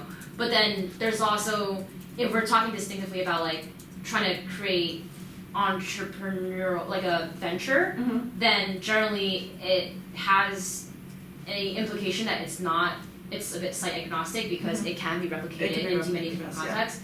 So I think, you know, on one hand, like we are selecting a site and we're trying to plan things for nuances there. But yeah, it could maybe be like the business side around that site. Yeah. I'm with you. I think another way, because I don't think we're trying to formalize the term just to give you a hard time. Yeah. One No, question might be please do. good to ask them is it's like, the real question is like, what is the role that the student is playing? Because like I feel like maybe, and again, I've done some real estate stuff but not a ton. Like if I was like a real estate developer, I don't tend to think of that person necessarily as an entrepreneur, like they're a real estate developer, it's like a type of business person. That's like a terminology thing, but the reason it matters when you ask them like what kind of business plan is, it's like what role are the students trying to assume? Are they like assuming like, oh, I'm developing something where I would need to go get a contracting team, construction workers, an architect, tenants, like that whole thing, or are they assuming like I'm an entrepreneur, what I need to get is a CEO, CFO, sales team, like business team. It's like a different angle. Yeah, it's just like, An yeah, access and- point, yeah. So like I think if we figure out like who are the students supposed to be, that'll be helpful. Okay, absolutely. So I will get some clarity on those terms for you guys. Just a quick question, just out of you guys' expertise. What you guys saw here, right? I know it's not like the most high-level polished thing ever. What would you describe this as? To me, this is like an economic redevelopment proposal. From just the quick glance, I would say as the developer point of view. So it's the potential owner kind of thinking about how the pieces might fit together and what uses they would want. Whereas I think, and I do consider that entrepreneurial, but then another type of entrepreneur would be a tenant, thinking about how they might actually use this space and what type of business you could run out of this type of district if it were redeveloped in a desirable way. Okay. I think I got that. Whatever it is, it's super cool. I love it. Is it? Yeah. I I love it. call it a PowerPoint. It's impressive too. There's a lot of here. A lot here. And as you guys see, group E right here, so when Elise divided up the groups into four, into all these groups she gave us. So that's what I will do. I'll ask them sort of what role the students is playing. Again, I think that Hung and Jen have sort of different ideas of what this role the students are supposed to be playing. Because Hong comes at this very much from a land developer perspective, and Jen comes at it much more from like, she wants the entrepreneur, sort of like the creative, and that's not to say developers are creative, but there's so much of that like problem solving, right? So maybe that's the bridge that we can sort of come to for now, just to help you guys thinking about it, is thinking about this as problem solving, right? And what are the components, socially responsible components, the developer components, there's one more thing, entrepreneurial components that they need to solve that problem. So until we get the precise term, is that okay? Like, can we agree on that for now, just to sort of put a pin in it? All right, perfect. So any other questions on that? That very excellent question, thank you. Perfect. All right, so I'm just gonna keep going. All right, this we're good. Actually, we're done. So what I'll do is, so I have stuff to email to you guys, right? I'm gonna email you guys the templates. I'm gonna email you guys the Rubistar document, and I'm gonna try and find out what the advertisements are, sort of like what we've been communicating to schools. We're gonna talk about WeChat really quickly. I'm gonna send you some emails. Yay! And then Find the out about WeChat. printing. What was that? I'm gonna find out about printing. Absolutely. One thing that you guys also might want to do, I know, you know, we're wrapping up a little bit early, so if you want to generate a list of questions, just so that it goes in one email, it's not scattered. You know, it's what do we want to know from the faculty besides printing, right? We want to Create a know. Google Doc. Yes, that's a great idea. Google Doc it. Always Google Doc it. But yeah, so we also wanted CVs, right? We wanted portfolios of students, All the email. student emails. Before we depart, we can send letters to, say hello and Oh, that's a good idea. tell them what we are going to do later. Awesome. Yeah, so just sort of start that outreach process and give them an agenda overview. That's awesome. So yeah, if you guys generate that list, and I'll send you those emails. I have not heard back from Chongqing at all. So just warning you, Scott. Okay. And I've been like pretty annoying about emails. Like, see you again. But just FYI, so follow up is usually good. And I will ask Jen specifically about the role besides problem solver, so that you guys are we're able to put together a cohesive terminology, which will be good for you guys and for the students, right? This is very important. For Chongqing, are Yeah. there ideas of project sites that you've shared with them? I Are you have waiting for not. feedback on, or? I'm waiting for feedback. So I'm waiting for feedback on Chongqing. Qingdao High School, I've heard back from. That's going to be something that I'm hoping, as you guys sort of pull a unit together for the high school, thinking about what's going to be important for the high school, right? Because you guys only have a week at the high school and there's no site visit. In some ways it's easier, some ways it's harder. Do you guys want to do a site visit at the high school? Should we try and push for it? I Or- think field trips are Just seems like the games can take up a lot of time. That They can. This may be best for high school students. All right, so you want to do a little bit more game focus? But field trips are cool too. Yeah. It takes some heat off of us for a day, you know. Absolutely. Another thing that you guys could think about with the high school is doing more of a product venture. So the more of the entrepreneurial sort of side of it, right? What's a problem that you have, either in the built environment, or like what do you want? You know, like what's fun for you? They did that last time. I got some pretty weird things. Ask Elise about it. She will. I'm sure she'll tell you. So I'll email them about the role. Anything else that you guys need from me? Just like logistics stuff. Sure. So it's July 3rd, and then Mhm. when do we come back to the States? Let me just pull up. Yeah, we have our- I'll confirm these. Yeah, here you go. And for our preparations timeline, I know we're presenting that last training. I believe it's the 4th. Thank you, Gray. Do you recommend by then we have the outline of what the lessons are, or should we also have some detail of what those lessons will be? I think just what they are Okay. is fine. These templates, I'm sorry if they're stressful. It's really just to help you guys out, right? Again, I'm a visual thinker, so I'm in my own selfish head. I'm thinking about me and what's good for me. And providing essentially what Elise provided and being prepared to answer questions, give some more detail, would be helpful. Does that help? Yeah, and do you recommend that we start to identify who is leading each of these, or who would be developing the content? Or could we do, Or what was I'm just wondering if that would happen later, or? I mean, Or I. just- It's up to you guys, right? I know it's finals time, things are a little crazy. So if it makes sense for you to get started now, I'm always a fan of early starting because I need lots of time to think about things. Then I think that that's great. But if not, then feel free to just sort of, this is what we want to talk about. This is sort of what we're thinking about for this. You know what I mean, for this time, but you don't have to have a fully fleshed out lesson plan. You don't have to know exactly who's going to do what. one thing that I learned in China is that things change really quickly. So if you guys are also changing really quickly, that's okay. It's not like the faculty are expecting anything from you that's really concrete. Again, this is just on our end trying to internally standardize and also give you guys a structure because it's such a diffuse project. You know, there's a lot of threads that you guys are holding on to. So we hope that that will sort of help give some direction. So you're saying, just to confirm, you're saying Sure. in our final presentation, these meetings, sounds like we should have like that one unit plan for 2 weeks that we can use in both schools. Yeah. And then after maybe a half of, or, a 1 week plan for the high school. Yeah. And then in the time from, May 4th to July 3rd, we can figure out how to create lesson plans to Absolutely. really fill in the details. Yeah, and again, no pressure to use it, but yeah, exactly. Just a bare bones outline now, because also your Sichi will hopefully be here, Hong will hopefully be here, so that they can give you guys some direct feedback.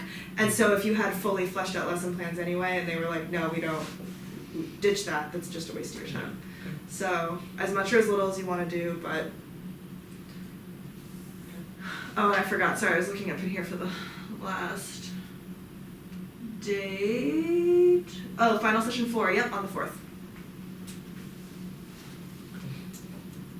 For teaching, like, are all 60 students going to be in the same room and all 6 of us all together, or? That's the plan. Okay. I think so. Yeah, I don't know why, that's actually a really good, I think that's the plan. That's how the space worked out last time, is they put everybody in one room. But if it is for some reason in 2 rooms, that's a question to add to the logistics sheet. Awesome. So if you're gonna do that, one thing to think about doing is how are you gonna divide up the rooms? Are you gonna have an entrepreneur discussion in one room and a land planning in another room and then switch, right? And do the same lecture on different sides?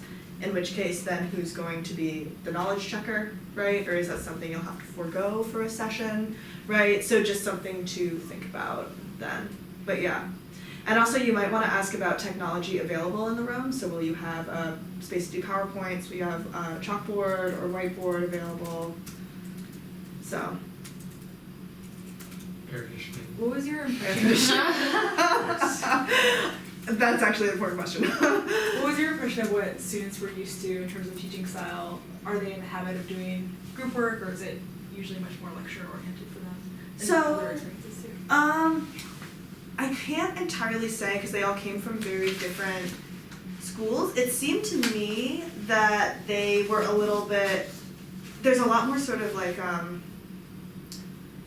in the American classroom, like people are like, raise your hand and volunteer, right? And so that took a little bit more like coaxing because people, for whatever reason, didn't want to talk or they just felt shy.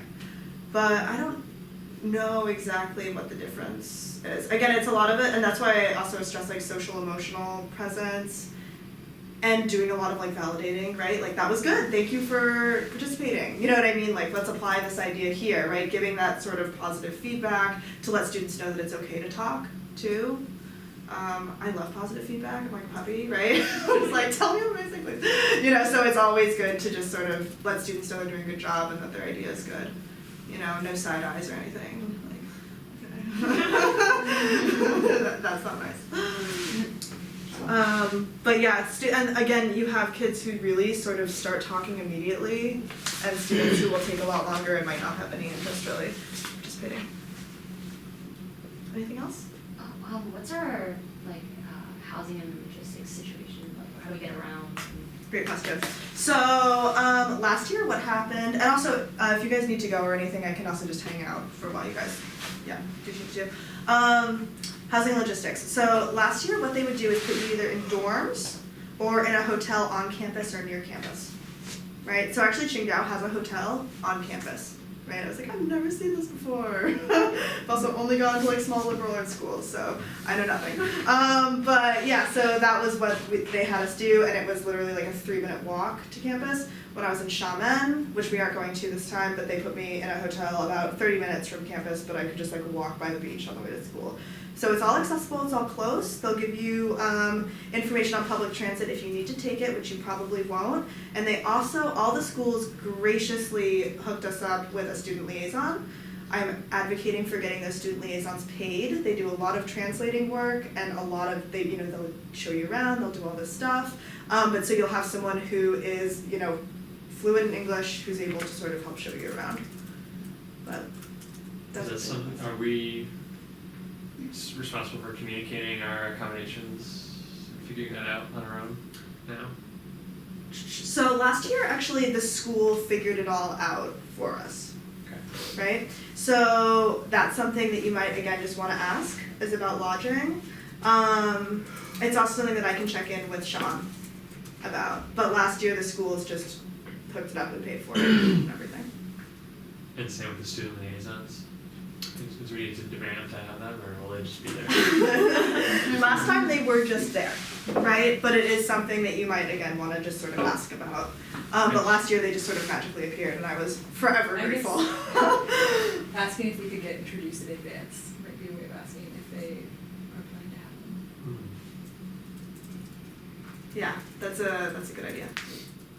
And I'm also happy if you are at all uncomfortable asking any of these questions, because I've met a lot of these people before. I'm happy to field the initial round. And Who's do this it. guy? I asked all these questions. Who's this guy? We'll do good cop, weird cop. Yeah, it's awesome. Are we responsible for the transportation from Chongqing to Qingdao?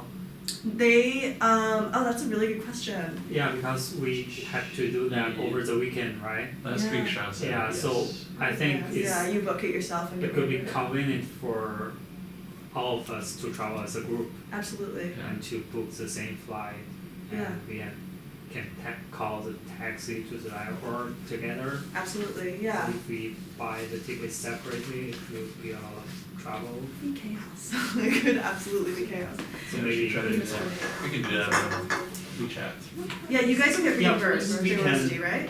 book Or- the same flight together. My understanding or is maybe- it's different than last year, we're getting a flat stipend, and then, which is much more than last year, Yeah. and then we take care of our own travel. Okay, So so we're- that's just will come out of your stipend eventually, yeah, eventually, okay, perfect, so ctrip.com, anyone use it? I'm like a dumb gringo, so I had to use it, ctrip.com. yes. Oh yeah, Yeah. C-Trip. Secret. Awesome, so yeah, if you guys wanna poke around, we also had some students last year, where did they go? C-Trip. Ctrip, China trip. It's like a travel agent. yeah, it's like a kayak. Kayak. Yeah, or Google Flights. Yeah, it's super helpful. I booked a ton of flights through there, and it's been great every time. Yeah, you guys, please take food if you're still hungry. So C-Trip is great. So when are you guys getting your stipend? Do you know? Is it before or after you get back? I think We can it's May Okay, great. Okay. May 8th. Yeah. All right. Awesome. Just want to make sure that you guys are getting money before slapping it onto flights. Cool. In Sean's slides from last week, it did say like instructions for getting reimbursed for your flight, but I think you were right, Rachel, that it's just because he was reusing normal Misty slides. Yeah. It's not because we're getting reimbursed. But I didn't appreciate the ambiguity. Yeah, because last year they got reimbursed instead of doing the stipend. But what was I gonna say? Maybe we can ask if we still do the same. Yeah, this just give it a Maybe give we it a just all try. submit requests for reimbursement. Okay. I mean, whatever. It's like Sorry, I That's think what we all we're responsible. understood. Then the flights, So we're all letting them do it. how are we booking them, or is the lab booking the international flights? So last year, and it sounds like last year students booked their own flights and then would just get reimbursed Okay. through Misty, actually, not through us. But it sounds like this year you guys are also just going to be booking your own Okay, flights. okay. But if you want, I can also check with Sean and Jen about reimbursements, because I was under the impression you guys were getting reimbursed. So I want to confirm that's not the case. Well, I'm pretty sure we're please not, confirm. be good to double check. And Ginger said we are responsible. Maybe if we ask again. So we're responsible for the international flights? too? Yeah, yeah. Oh, okay. Okay. But Yeah. maybe International we and can domestic ask flights. because That's true. last year Plus the flights. they reimbursed, Yeah. so I'll ask just to be That's sure, still- because I was under the impression that you guys were It depends where it reimbursed, comes from. but Yeah. I'm also Like, only it's here just 5 hours a week, so there's a lot of conversations Right. that happen that I'm not briefed on when I get back. So I'll ask about flight reimbursement as well. The other thing, my lovely Scott, is you might want to talk about guest lecturers, right? So when you were talking about incentives, right? Who's coming? Is there a chance to make this a feasible reality? That's something that we might want to talk to them about, is if they're planning on inviting guest speakers. If so, who? Because last year, Qingdao especially really hooked it up with guest speakers. Some of them were better than others, but it's also important for you guys to know as you guys build a curriculum. So what do you suggest? I had emailed a couple weeks ago about a colleague possibly making introductions. Yes, you did. Yeah. So I was gonna talk to him tomorrow, Awesome. or maybe Monday. Should we wait to get some feedback or information from them on whether they have guest speakers in mind, or should we go ahead and reach out, and then if we get someone, it's great news that we can share with them? I would say the latter. I mean, the more you have, you know, it's great. It's really, really great. And even if it turns into being a little bit overwhelming, maybe you could invite them, be like, hey, we're doing this pitch on the last day, or whatever we're doing, right, this thing, and then sort of invite them for that, and then get some, yeah. It might add some sort of like authenticity, or like chutzpah to that.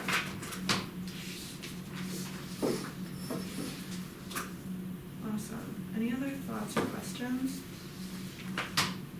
I wonder if we could also promise some like coaching to the team that wins the pitch, or whatever we call it, for the fall competition. Mm-hmm. What do you guys think about that? Especially if they perceive of us as like experts. Mm-hmm. And this work is somehow insiders as we're making a decision about the fall competition.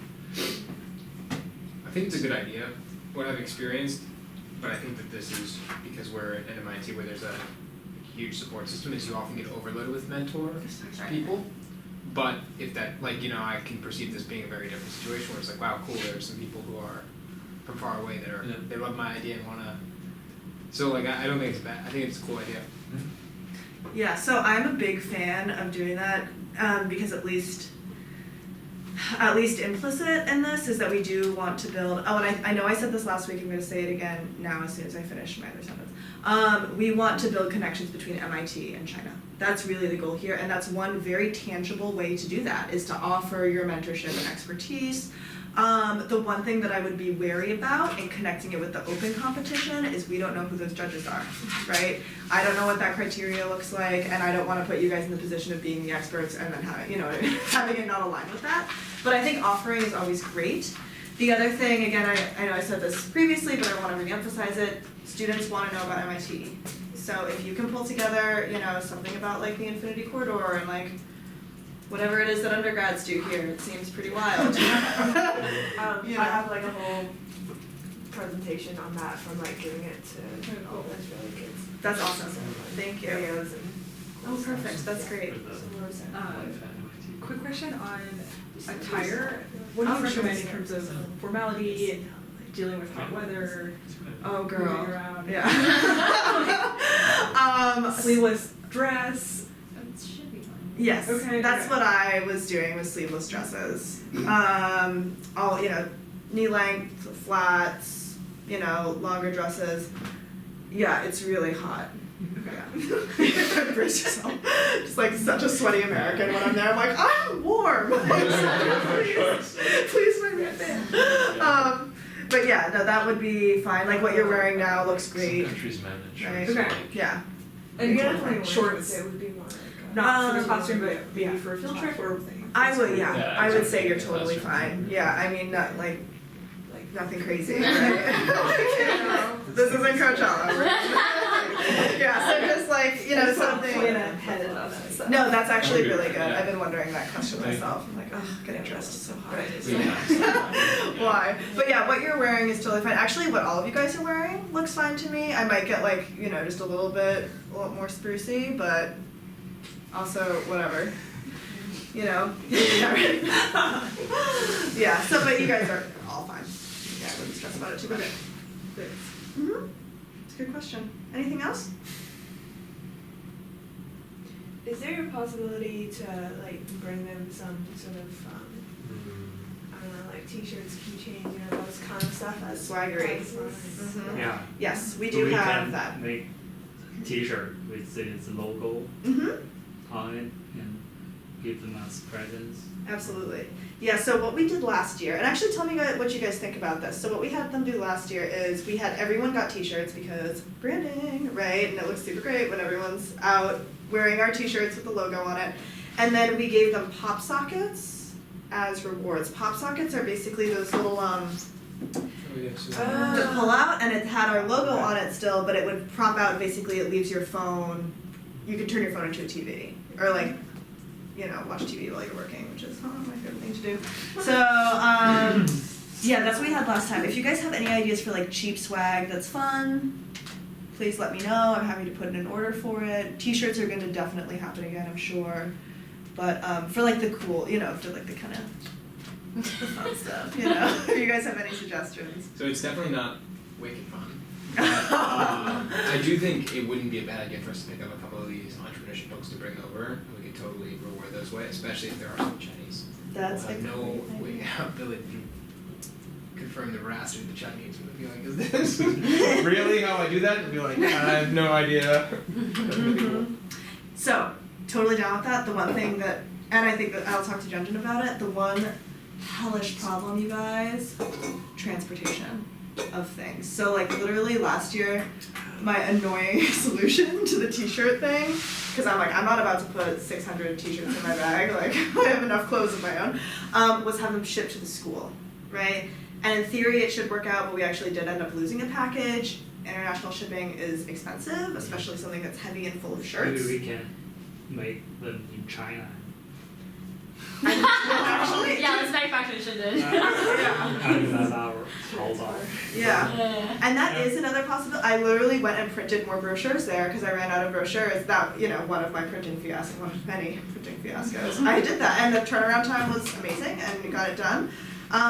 So that's another possibility. But I also don't know. I cannot communicate nearly well enough to. Probably ask. there are copyright problems.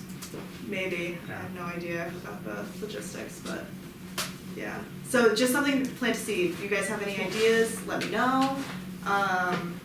Trust your advice. The entrepreneurship book sounds great. Would you mind emailing me the author's name just so that I can go do my price check? Cool. Anything else? Can you email all us that name? Mhm. Thanks. Yeah, it's like the standard. It's the standard book we use over at Sloan for like intro to entrepreneurship. It's gonna be, I think, very different than this style of entrepreneurship, but I still think, especially because they just do update on it. It's good. Yeah. Alright, great. You guys have been so awesome. Thank you for bearing with me. I know that this, again, some things are still forming, but also, you know, when we don't even have sites yet, it's hard to make too many definitive decisions. But if you guys have any questions, comments, concerns, email me anytime. You can WeChat me actually. Also. And yeah, you guys can GTFO here. Yeah. No, thank you. Thank you for all the great questions. I'm sorry, I kept bombarding you. No, no. Oh, please. It's really helpful. The vernacular English too. All right. So I'm just going to my WeChat name. I'll send it to you all tonight. My WeChat name along with this other info. Cool. So you guys don't have to worry about that. But feel free to get in touch anytime. And do you mind just scanning my QR code? Cool. Awesome. And I'll invite you to the circular response. T-shirts. We should get a T-shirt cannon. That's oh yeah. I love how aggressive that is. This is how we. Classroom. Do you guys This is want? how we give out T-shirts. It Very is. good, thank you. I'll consolidate for whoever wants it. I can't, unfortunately. I can bring some. You want to bring some home? Yeah. Oh my god, you're awesome. Is there anything that you want or don't want? Take care of it. You'll take care of it? Okay. I'll wait around while you. It's okay. Oh no, don't worry about it. All right, you guys, awesome job again. Thank you so much for all your ideas and feedback. Really, really good. And I'll see you guys in 2 weeks. All right. Bye.